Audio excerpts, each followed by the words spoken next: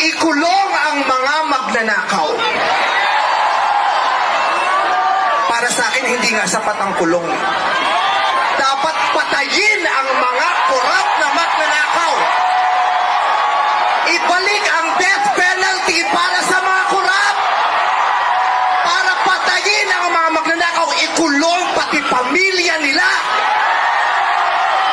Dapat gumawa ang batas ang pamahalaan para ibalik ang death penalty. Pasensya na po, Father. Alam kong ayaw mo ng death penalty. Ipagdasal mo na lang ako. Ibalik ang death penalty para sa magnanakaw. Dahil ang magnanakaw, ang corrupt na public official, hindi ko natatawag na public official, ang corrupt na politiko ay higit pa sa mamamatay tao. Ang corrupt na politician ay higit pa sa magnanakaw. Ang corrupt na politician, ang korupsyon ay higit